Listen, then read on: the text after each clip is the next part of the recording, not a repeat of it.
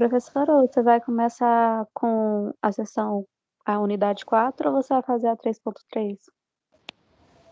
Eu não sei direito a ordem nessa apostila, mas a unidade 4 fala dos eventos. Então, hoje eu ainda não entro em eventos, hoje eu entro em coreografia. Eu não sei exatamente qual sessão que está isso, mas é na 3 ainda, em algum lugar da 3. Tá? 3.3. Eu não estou seguindo perfeitamente essa apostila, porque tem coisas que eu falaria para vocês no momento da prática. Em vez de eu dar uma aula teórica, eu mostraria, conversaria durante a prática. Então, eu estou tendo que usar a aula para isso. E aí acaba que é mais conteúdo do que a apostila, ou conteúdos que eu tenho que encaixar na apostila. Então, por isso que não é sempre certinho os tópicos, tá? Não deixem de ler a apostila, não é isso. Mas tem coisas que eu preciso falar também que não estão aí, tá? Ai, não. Não era isso que eu queria fazer, não. Peraí. Quero compartilhar a tela. Isso. Aqui. Na aula passada, no último encontro, a gente falou disso aqui. E aí, a gente terminou em tempo sobre as danças rápidas, lentas, moderadas. E hoje a gente entra aqui em coreografia. Deixa eu só ajustar a tela. Eu não vou colocar em modo de apresentação, eu vou deixar assim, porque toda vez que eu boto em modo de apresentação, bagunça tudo aqui. E se algum aluno pedir autorização para entrar, eu não consigo enxergar. Por isso que eu estou fazendo desse jeito. Deixa eu passar vocês para cá. Ai, que aí se vocês falarem comigo pelo chat, por exemplo, eu consigo ver. Então vamos lá. A nossa aula não vai ser muito longa, não, tá? Eu só quero falar um pouco sobre coreografia, o estudo dela, o que a gente tem que pensar quando a gente monta uma aula. Não necessariamente uma aula de dança, mas pode ser uma aula de exercício que tenha a dança como meio de fazer o exercício. Por favor, se precisarem falar ou escrever, fiquem à vontade, tá? Então, depois que a gente falou dos elementos da dança, só pra gente lembrar que a gente falou das direções, eu comentei daquele escritor, o Laban, que fala dessas direções aqui, de como que a gente consegue separar as direções em que uma pessoa pode se movimentar, né? Eu falei que a gente imagina que existe uma bolha em volta da gente, e nessa bolha é a nossa área, o nosso espaço pessoal, que a gente mede para saber até onde vai o nosso movimento. O Laban, que é esse escritor antigo, ele disse que a gente tem o nosso espaço pessoal para se movimentar, e é saber desse espaço pessoal que garante que uma pessoa não se confronte, não bata com a outra, por exemplo, ou que você consiga aproveitar perfeitamente seu espaço, não caindo do palco, por exemplo, ou não ocupando mais espaço do que você deveria. E ele foi uma pessoa que conseguiu trazer aquele feeling, aquele sentimento, aquele achismo que era a arte da dança, que era só uma arte abstrata, longe, para uma interpretação intelectual mesmo, para colocar de forma separada, didática, que tem fisiologia, que tem anatomia, que tem esses elementos técnicos na nossa área. E não ser só uma coisa de, eu vou dançar e sair pulando, chamando qualquer coisa de dança. Então, ele foi uma pessoa que trouxe o que era a prática, que já existia, porque a dança é muito anterior ao estudo dela, mas ele trouxe isso para uma literatura, para um uso da técnica para ser estudado. Então, eu vou falar um pouquinho mais sobre isso, para poder falar de coreografia e de dança, tá? Então, só para a gente saber o contexto histórico e etimológico, coreografia vem da palavra grega coreia, que é dança, coral, enfim, a arte. Lembra que lá na antiga Grécia, as artes cênicas eram um conjunto. Tinha a música, tinha o teatro, e a dança é a soma dessas duas coisas, da dança, da música com o teatro. E a palavra grafia significa escrita. Então, a coreografia foi uma forma de eu transcrever, de eu escrever o movimento corporal, o que até então não existia. Como que a gente descreve um movimento? Isso só foi possível depois de estudos de anatomia, depois de estudos de cinesiologia, aí que se tornou possível eu dar nome aos movimentos que o meu corpo é capaz de fazer. E a coreografia é basicamente descrever o que acontece na dança, né? A dança, ela não é aleatória. Vai lá e dá uns pulinhos e é isso aí. Não, existe uma métrica, existe o respeito ao ritmo, existe um movimento sequenciado. Isso é que vai ser a coreografia, tá? Então, literalmente, coreografia é a escrita da dança, os desenhos da ação que o dançarino, que a pessoa que estiver dançando, vai executar. E aí, só para vocês saberem, a dança, em algumas instituições, a coreografia, desculpa, em algumas instituições de formação de dança mesmo, só de dança, é usado como forma de processo seletivo.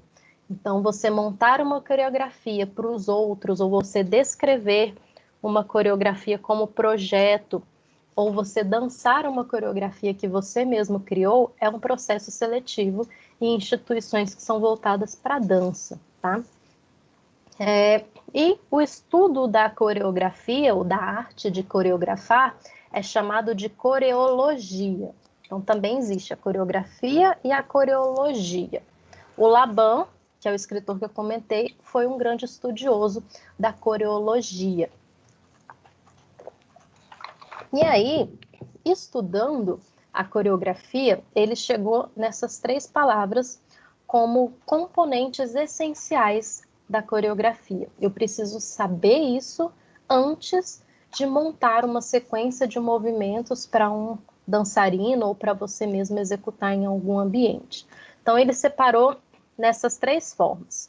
Corêutica, que é o estudo das formas espaciais, que é aquele desenho, esse desenho aqui, ó, das direções em que eu posso me locomover, da minha bolha, do meu espaço pessoal e como ele caminha comigo pelo meu espaço. A eukinética ou eucinética, que é o estudo da dinâmica. Então, por exemplo, os movimentos corporais vão acompanhar a música. Então, se a música acelera, os movimentos se aceleram.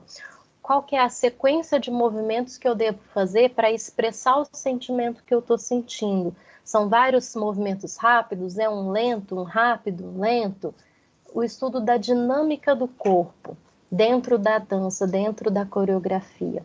E a kinematografia ou cinematografia, que é a escrita, a descrição do movimento. E aí, para a descrição do movimento, entram, por exemplo, as direções.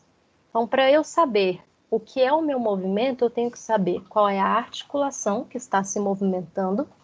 A partir do movimento articular, eu sei quais são os músculos envolvidos nesse movimento, que tornam esse movimento possível, e aí eu consigo traçar as direções em que esse movimento se realiza dentro daquele meu espaço pessoal.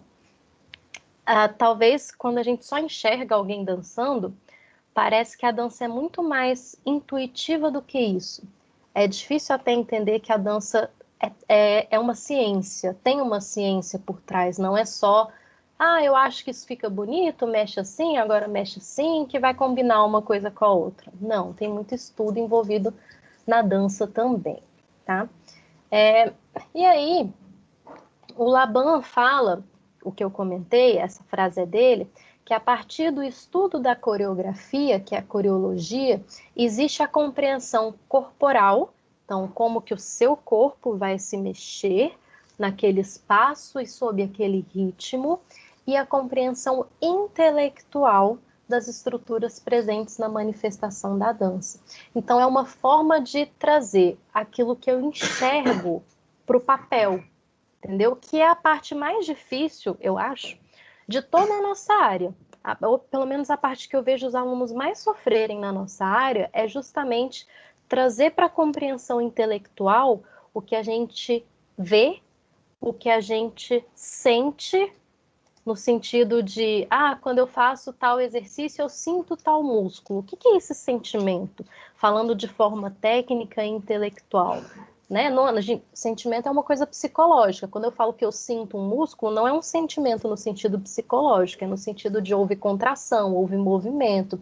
Então, o Laban fala que o estudo da coreografia foi o que tornou possível trazer para o mundo técnico, para o mundo escrito, o que até então era lá no mundo das ideias, que era a expressão de arte, que era a dança. Mas que então ela não era tão técnica, ela era mais intuitiva. Faz assim que parece mais bonito. Vamos fazer esse exercício repetidas vezes para que esse seu movimento seja melhor.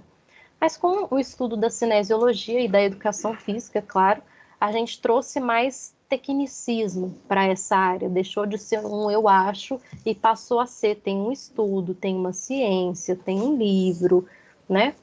Que é o que a gente está fazendo aqui, ou tentando. Então, dentro da coreografia, os elementos principais que é preciso pensar ou que deve se observar são conteúdo, forma, técnica e projeção. Tudo isso, dentro de tudo isso, pode estar a criatividade, tá? A criatividade, eu botei assim porque ela não é uma forma separada. A criatividade está dentro do meu pensamento. E quando eu penso em cada uma dessas coisas, a criatividade está junto comigo, né? Ou não, ou ela é ausente em mim, digamos assim. Agora eu vou falar de cada um desses tópicos aí. Então, o conteúdo. Me responde uma coisa. Vocês já fizeram disciplina de metodologia de pesquisa, algo nesse sentido? Que aprendeu método, não, metodologia, objetivo? Vocês já fizeram esse tipo de disciplina? Essa é a hora que vocês Acho que não. Ainda não? Tá bom. Só para saber. Então tá. Vocês já leram artigos científicos, né? Ao longo aí da existência de vocês já leram algum artigo. Vocês podem ver que o artigo, ele tem a introdução, o objetivo, uma metodologia e um resultado.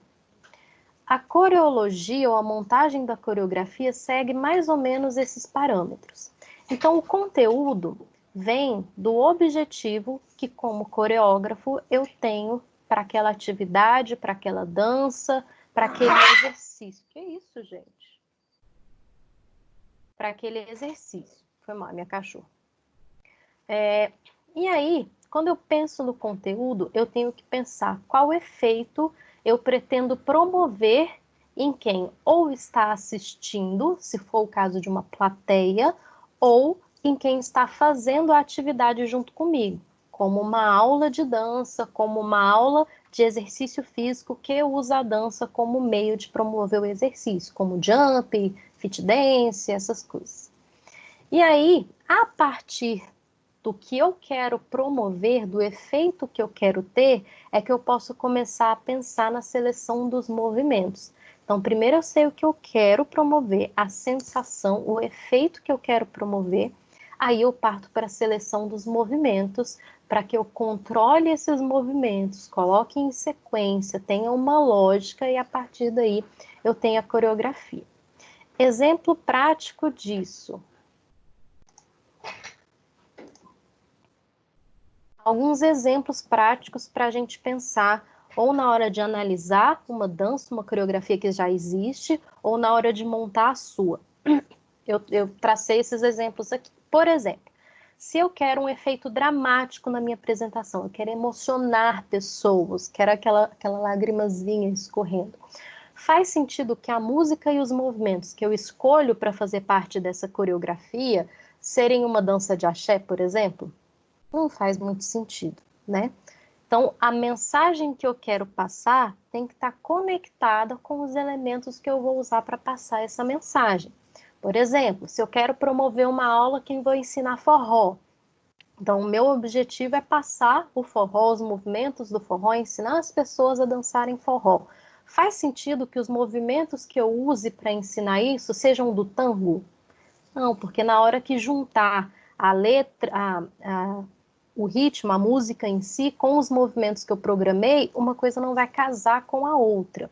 Então é isso que está relacionado com o conteúdo. Eu tenho um objetivo e de que forma eu vou alcançar esse objetivo, ou com a minha plateia, dos meus dançarinos com a minha plateia, ou com os meus alunos, quando na forma de exercício físico. E o que é a forma dentro da dança? A forma é a sequência de movimentos e a organização da minha ação, e que deve demonstrar o objetivo e a intenção. Como assim? É como penso, logo existo? Então, eu tenho um objetivo, de que forma eu vou passar esse objetivo para frente, para acontecer. Então, por exemplo, eu estou pensando, tenho um objetivo e estou pensando nos movimentos. Como que vão ser esses movimentos? São vários movimentos rápidos? São vários movimentos lentos? Eu tenho a mistura de movimentos rápidos e lentos, porque isso está relacionado com a intensidade do exercício ou da emoção que eu vou passar? Qual o espaço que eu tenho para me movimentar? Então, se eu faço uma coreografia, por exemplo, de uma aula de jump, não faz sentido que a forma, a sequência de movimentos tenham movimentos que eu vou andando para frente, se o jump fica parado, né? Se eu tenho uma sala muito cheia para acontecer, eu também tenho que limitar quem anda para frente, quem anda para os lados, quem anda para trás, senão uma pessoa vai chocar com a outra. Então, antes de pensar na coreografia, eu tenho que pensar nessa sequência que forma a coreografia no final, né? A partir daí, vem a técnica. A técnica é de que forma eu vou comunicar a minha mensagem, eu vou dar significado à minha mensagem. Então, em relação ao dançarino, ele tem que ter a melhor técnica daquela modalidade a cada dia, ele tem que treinar para isso, para ficar cada vez mais perfeito ou aperfeiçoado na técnica que ele escolheu. E se você vai montar a coreografia, você tem que pensar se você conhece a técnica que você está usando e se o seu aluno é capaz de reproduzir a técnica que você planeja. Por exemplo, se eu pego uma criancinha de 3 anos de idade, não dá para eu exigir que ela tenha a técnica do balé que uma bailarina de 16 anos que está há 10 anos na escola de dança. Então, não dá para eu exigir a sequência de movimentos da mesma forma. Outros exemplos que eu trouxe. Se eu quero transmitir a mensagem da melhor maneira ou eu quero engajar mais o público, quer dizer, eu estou transmitindo uma mensagem para uma plateia ou eu estou dando uma aula em que a plateia participa, a plateia dança, se movimenta. Se você está numa apresentação de dança, você tem uma plateia. Se você está dando uma aula de dança de salão, de fit dance, você precisa de engajamento daquele público, ele não é mais uma plateia, ele está participando. E aí, você tem que pensar em qual que é a sua finalidade. Se você está dando uma aula como forma de lazer ou de exercício, você precisa da participação e engajamento, e aquela modalidade tem que pelo menos se iniciar com simplicidade. E aí eu dei os exemplos da zumba, jump, fit dance, hitbox, aerobaía. O importante é fazer o máximo de pessoas se engajarem comigo, imitarem os meus movimentos e continuarem nesses movimentos só com a música.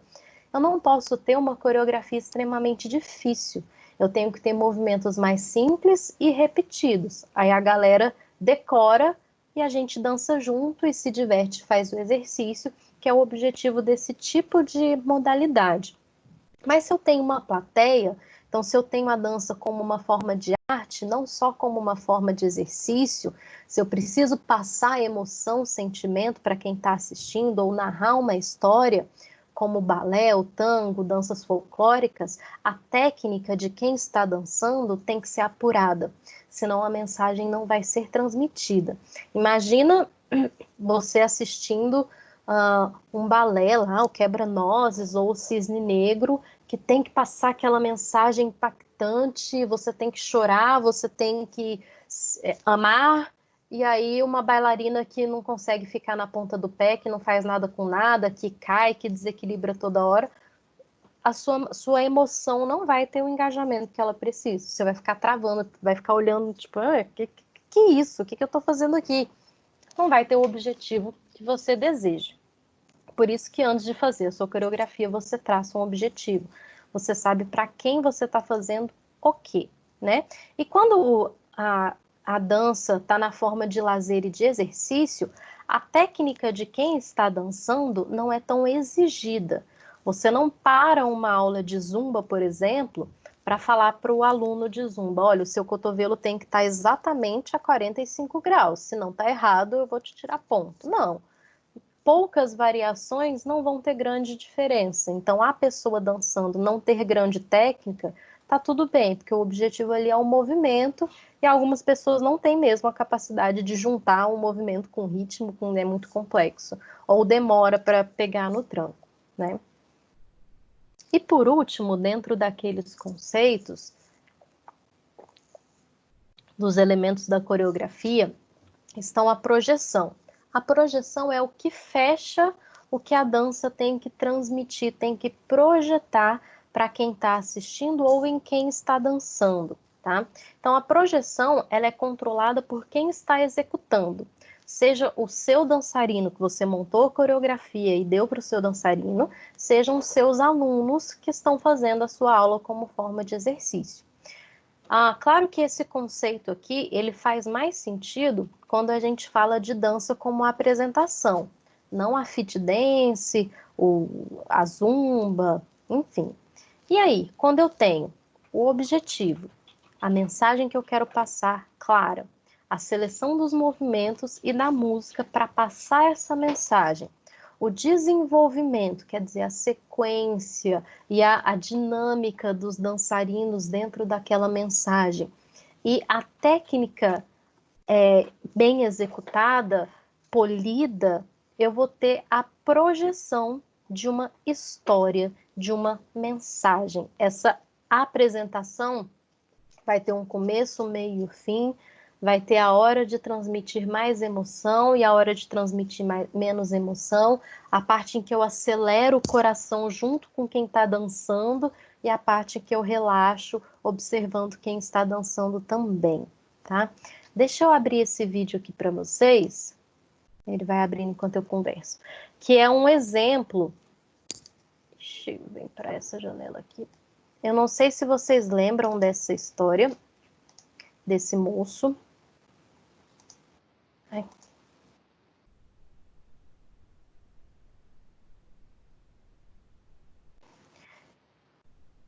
Eu não sei se vocês lembram da história desse moço. Ele foi num programa de TV chamado Se Ela Dança, Eu Danço, que na época era do SBT. Esse vídeo é muito antigo. Ele deve ter uns 6, 7 anos no mínimo. Ele é bem antigo. E aí... Na minha época, não.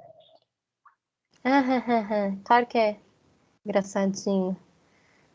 O que aconteceu? Chegou esse cara, meio num estilo assim, despojado, meio street dance. Era um programa de dança, tipo The Voice, só que de dança. Mas não era uma modalidade específica de dança, era qualquer tipo de dança. E aí ele chegou, parecia que ia dançar alguma coisa tipo de hip hop, street dance, alguma coisa assim. E aí quando perguntam o que você vai dançar, ele fala, eu vou dançar o cisne negro, que é um balé, é uma dança difícil e do balé clássico. Aí o povo olha para ele e fala, você com essa calça larga, essa camiseta, vai dançar balé aqui, está zoando com a nossa cara, né? Vamos ver o que acontece. Eu não sei se vocês conseguem ouvir. Deixa eu tirar um. John Lennon da Silva. John Lennon? Como? John Lennon da Silva. Acho que eu já ouvi esse nome na boa parte. Você é famoso, amigo do Paul, do Ringo.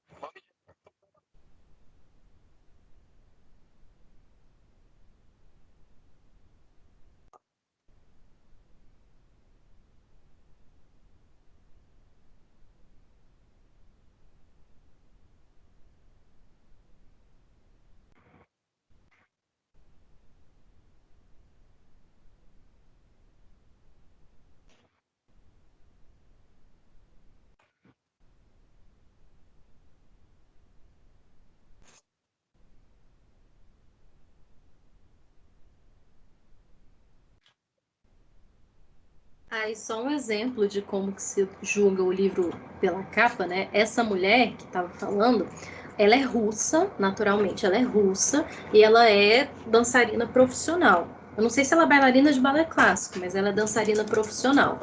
E aí ela dá essa roupa aí, você vai dançar uma música do balé, e aí ele continua.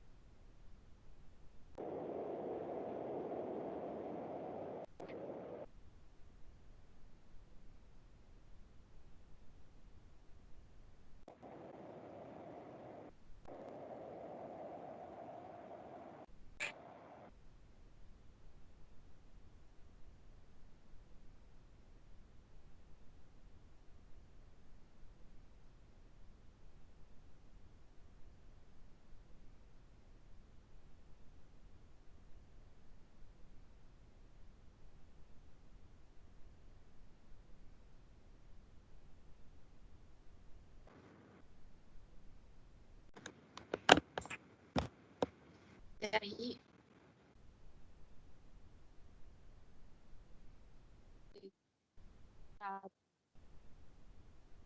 ele chora de emoção, de algo tão diferente ter conseguido trazer o sentimento que originalmente essa dança tinha. E aí o cara pergunta: quem que é o coreógrafo dessa sua apresentação? Ele fala: sou eu mesmo, fui eu que fiz. E aí é o que fecha essa parte da projeção. Então, esse cara, por exemplo, ele manteve a música, ele não remixou a música, ele manteve a música clássica, que é desse trecho dessa dança, ele manteve o sentimento que essa interpretação traz, que é a morte do cisne, então é uma parte dramática, e peraí, só que ele mudou a forma, a técnica. Ele mudou a forma de se movimentar. Ali não era a técnica do balé clássico.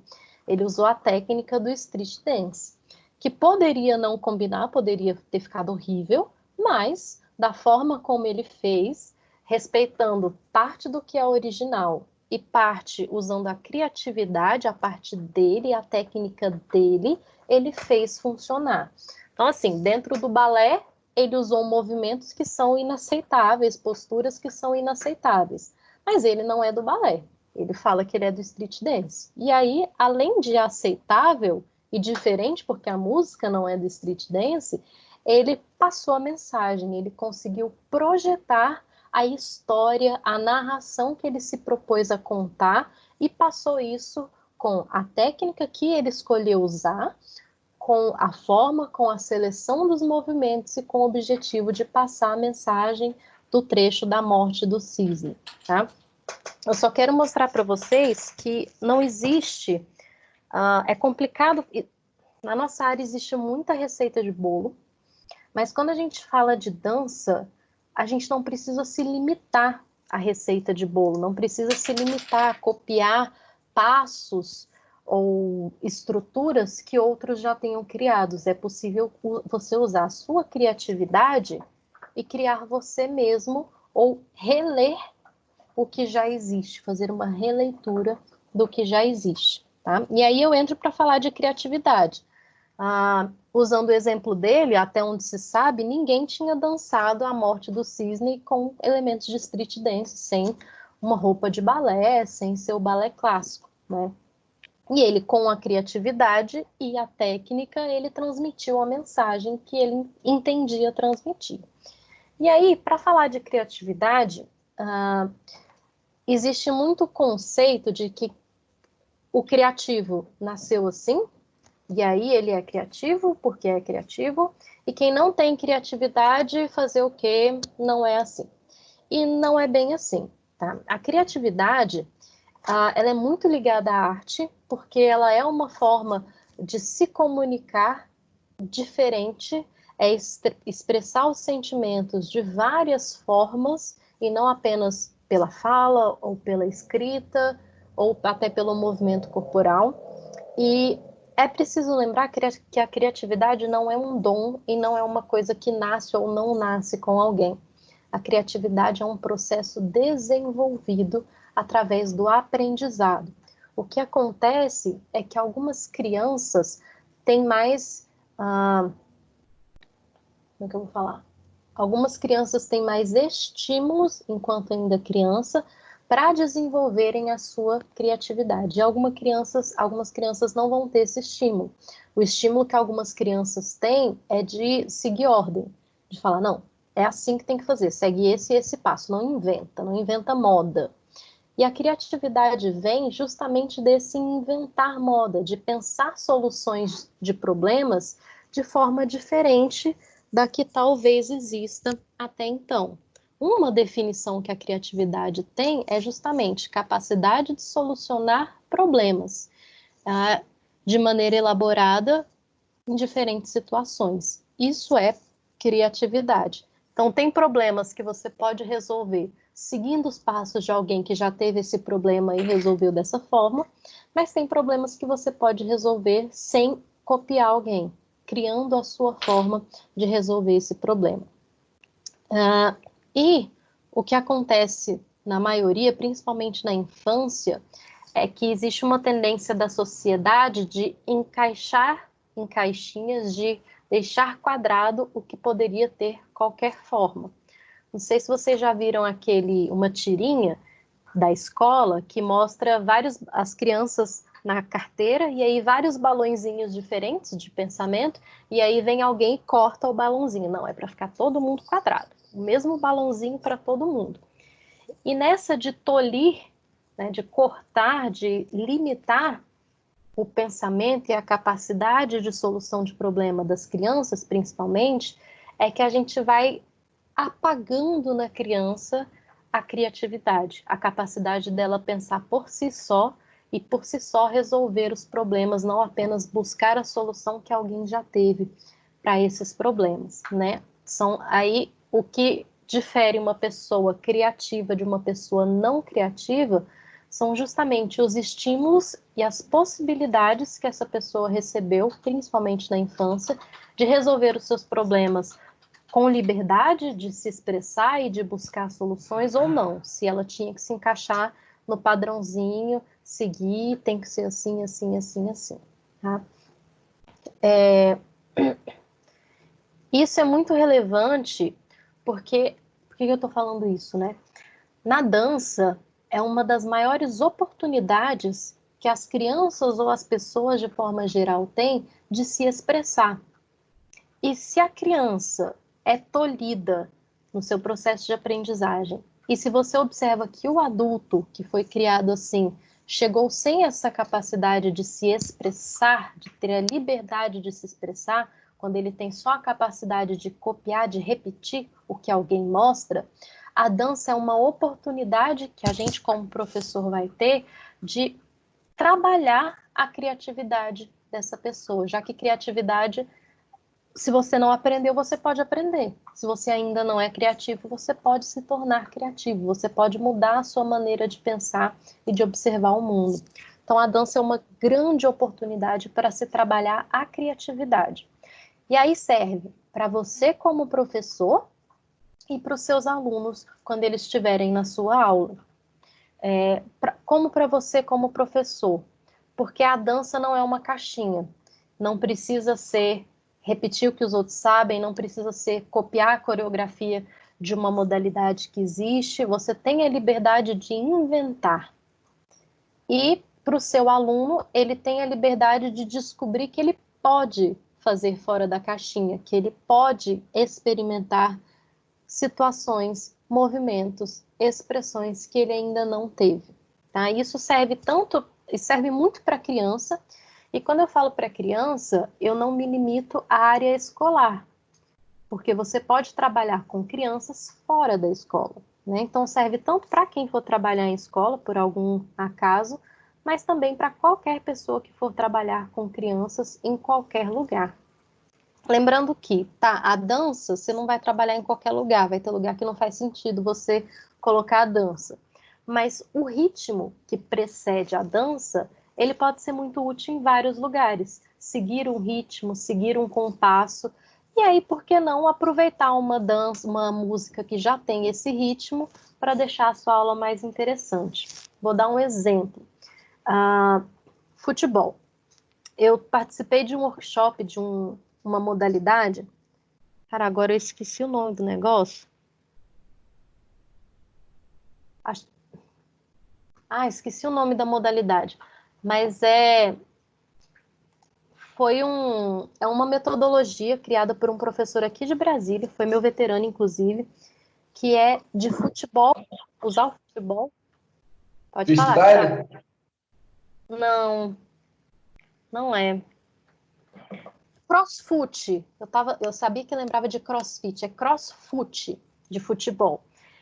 É uma forma de usar elementos do futebol para fazer exercício. Então, torna o malhar, a prática do exercício, com bola, mais interativa, diferente. Para aquela pessoa que não suporta academia, né, não suporta aquela mesmice de puxar ferro, mas que precisa fazer exercício. E que gosta de bola.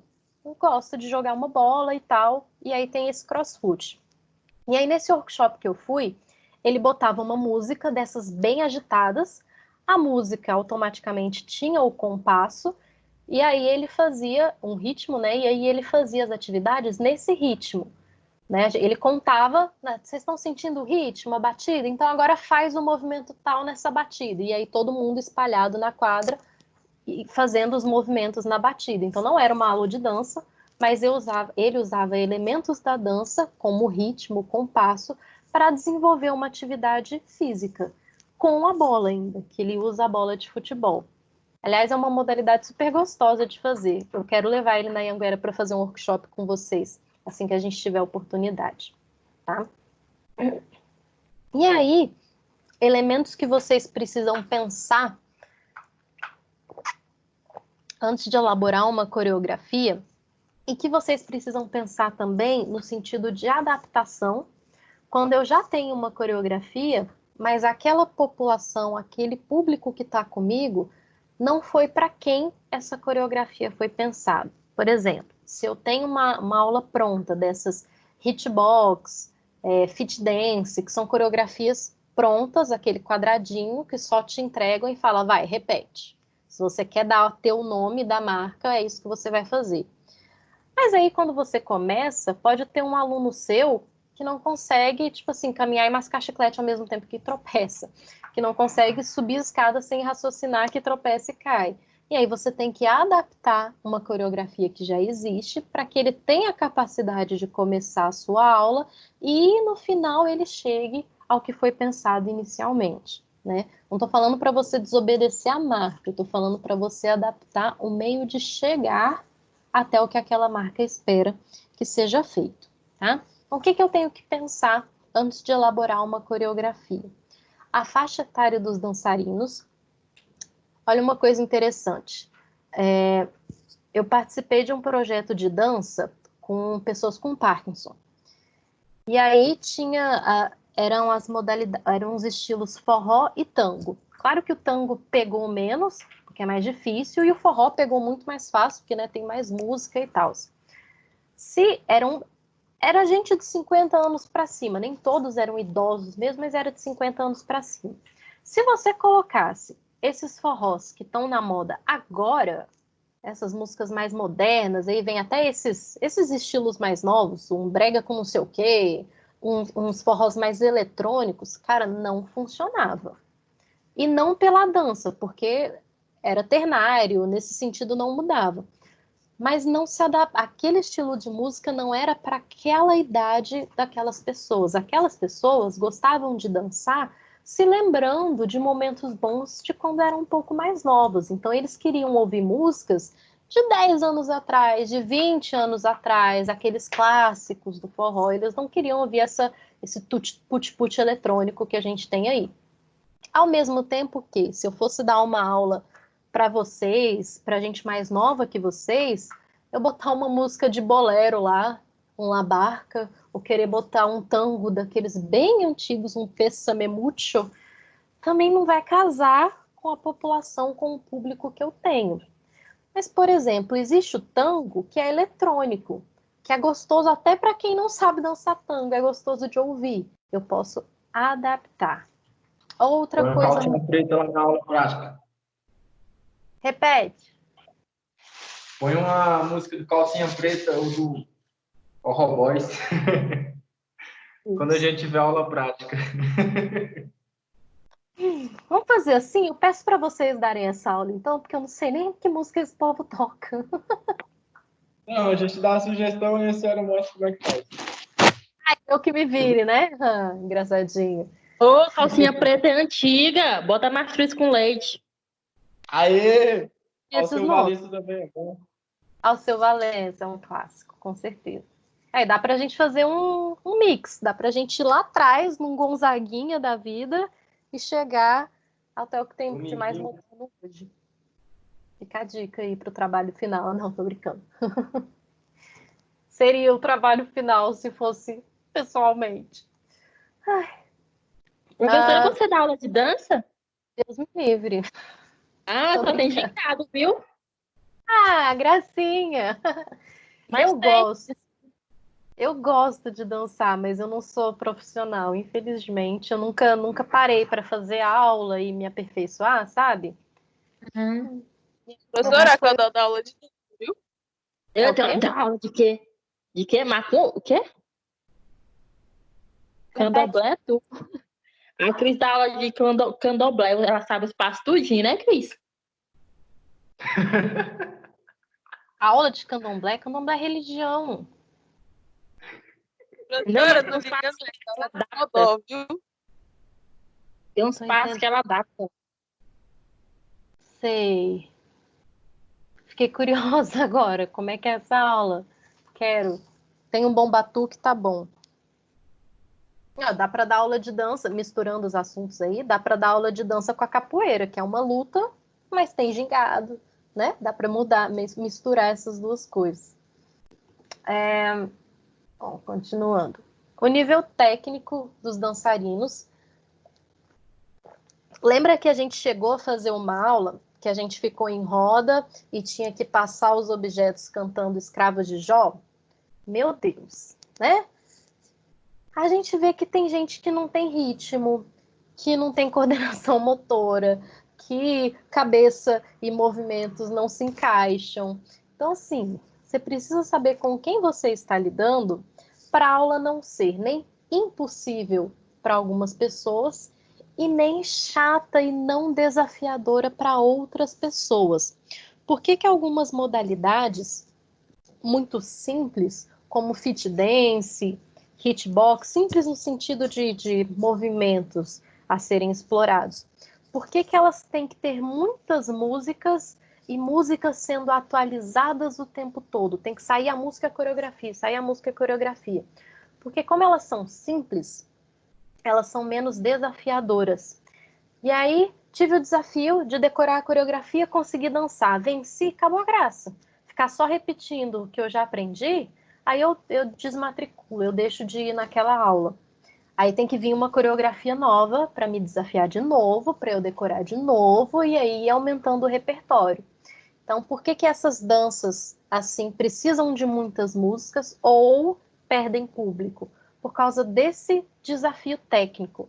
A técnica é muito simples, então eu venço o desafio muito rápido.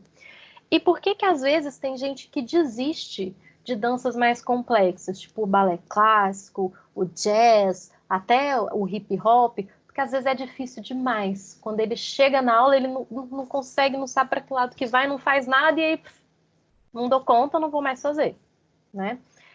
E quanto menos criativa a pessoa é, não sei se vocês, pode ser que vocês observem isso na prática de vocês algum dia.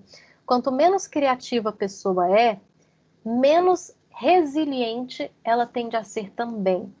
Então, se você pega aquela pessoa que é rígida, que não sai da caixinha nunca, e tenta ensinar uma coisa nova, qualquer coisa nova, e ela vê que na primeira, na segunda tentativa ela não consegue, ela para, ela quer desistir. Isso vale para musculação também, isso vale para esporte, tá? Não é só para dança. A pessoa mais criativa, ela se permite errar mais até fazer o certo, até conseguir. A pessoa que é muito, sabe, cabeça dura, só olha assim, aquela visão de tubo, quando ela erra e aí ela só vê o erro, ela desiste. Ela não tem muita resiliência. E é importante vocês observarem isso nos alunos que vocês tiverem, de qualquer modalidade, para não perder o aluno, para conseguir adequar o desafio à pessoa que está ali com você. Porque não adianta você ter a melhor técnica, o melhor não sei o que, o seu aluno achar difícil e não voltar para sua aula. Né? Tem que ter um equilíbrio aí entre o desafio que eu consigo fazer e o que eu só vou ter a frustração por não fazer. Tem que ter relação com o número de dançarinos. Se você querer enfiar 30 pessoas numa sala que cabe 10, não faz sentido. E o contrário também pode acontecer, você ter 2 alunos numa sala gigante, pode dar uma impressão de frustração de que aquilo tem alguma coisa errada. Em relação ao tema, é um conceito abstrato ou é um conceito concreto? Por exemplo, aquela música lá do Cisne Negro não tem letra. Né? Como é que a gente sabe que é uma música que um cisne está morrendo, que é dramático? É totalmente abstrato. Algumas coreografias de axé, de sertanejo, já são mais óbvias, já dá para saber do que a música está falando e você sabe os movimentos, né? O funk tem muito isso, você sabe o movimento sabendo a letra, é bem concreto o negócio, está escrito, você repete com a coreografia, né? Claro, o acompanhamento rítmico, você tem que ensinar uma pessoa a seguir um ritmo e a se movimentar dentro desse ritmo, caso a pessoa ainda não tenha adquirido essa capacidade. Seleção dos movimentos, aí vem a parte mesmo da coreografia. Seleção dos movimentos, o tipo da dança. Por exemplo, se eu falasse, vamos ter aula de dança, aí vocês se inscrevem para fazer aula de dança comigo, vocês da idade de vocês. A aula vai ser toda de bolero, todos os dias, vai ser só bolero, técnica de bolero. Gente, isso vai durar uma aula só, né? Porque não é um estilo que combina com jovem. Ai, gata do caralho. Um jovem com movimento rápido, com o pensamento rápido que o jovem tem hoje, não combina. Não adianta. Ao mesmo tempo que, se você pegar um idoso para dar uma aula e você falar, vamos tocar um pancadão aí, um funk, um proibidão, não volta também. Você perde o aluno, né? e também o espaço em que essa coreografia vai ser ou praticada, então o espaço da sua aula de dança, ou em que ele vai ser apresentado. Alguém começou a falar alguma coisa? Pode falar. Não. Ok. Tudo certo, gente? Vocês estão bem? Essa foi a aula de hoje. Eu queria falar essas coisas de coreografia que não estão na apostila, por isso que eu queria falar com vocês. Mesmo que agora a gente não tenha aula prática, é importante vocês saberem esses conceitos. Muito bem. Certo. Essa semana eu vi o vídeo de um idoso, professor, dançando funk aí. Não fez? Achei até engraçado. Dançou bem, pelo menos? Ele tava dançando, né? Porque parecia que era em algum clube. Aí, aquelas aulas no clube, sabe? Aí ele tava dançando lá com um tantão de gente lá. Ah, se tava se divertindo, tá bom. O importante é se divertir. É, gente. Essa era a aula de hoje. Nada muito complexo, mas eu precisava falar de algumas coisas. E é isso. Eu vou ver ainda se para a aula que vem a gente se encontra de novo ou se eu passo mais uma atividade para vocês, porque a gente tem que ter aqueles pontos, né? Tem que somar aqueles pontos. E aí eu preciso passar uma atividade para vocês. Oi? Para com isso. Professora, Ah, professora, a Codó falou que vai ensinar a senhora a dançar forró, viu? Codó? Quem é Codó, gente? É eu, essa tá Cleiciane. nojenta. Ela me chama pelo nome do lugar onde eu moro, a ordinária. Pelo nome do lugar onde eu moro foi ótimo. Ai, vamos A sim fazer professora uma aula então. Quer que Gente, eu cheguei a fazer aula de forró na faculdade que eu trabalho, uns tempinhos assim, e eu lembro que eu tava indo, sabe? Eu tava conseguindo. Só que eu tenho um problema que eu esqueço, coisa corporal assim, eu esqueço. Então se falar, faz o giro aí do forró, não sai. Não sai, só consigo fazer, vai pra lá, vai pra cá, vai pra lá, vai pra cá. Mais do que isso, trava, sabe? Tem que falar nos pés que eu pisava também. Complicado. Mas quando a gente conseguir fazer esses aulões, essas oficinas que eu já. Tá aqui, tô Eu sou maquinando desse jeito aqui. aí também. O que eu tô maquinando aqui com vocês, eu quero levar para vocês hip hop. Eu pensei de tentar levar o Giovanni, que a professora Juliana comentou aquele dia. Nossa, acho muito massa quem dá conta de dançar aquelas coisas. Pensei de levar o forró também, porque né, é mais clássico, é uma coisa que a gente dança em qualquer lugar, é muito fácil. E vamos ver o que a gente consegue fazer. Né? Alguém quer jantar? Eu quero, manda entregar aqui em casa. Tô terminando. Manda o endereço aí. Ai, gente, por hoje é só. Aí eu aviso para representante de vocês se na semana que vem a gente se encontra ou se vocês vão fazer atividade no AVA no tempo da nossa aula, tá? Não deixem de fazer as atividades, tá, gente? Para não deixar de somar ponto à toa e manter o ritmo de vocês aí nos estudos e no desafio nota máxima também, né? E para quem chegou depois, a nossa prova, a avaliação do segundo bimestre, deve acontecer no dia 16 de junho, tá? Eu acho que vai ser no mesmo esquema, vocês terem mais de um dia para fazer a avaliação e ela ser um pouco mais complexa, mas ela deve estar disponível por volta de 16 de junho, tá bom? Tá, professora, boa noite. Boa noite, crianças. Estou Boa encerrando aqui. noite. Estão Crida liberados. abusada.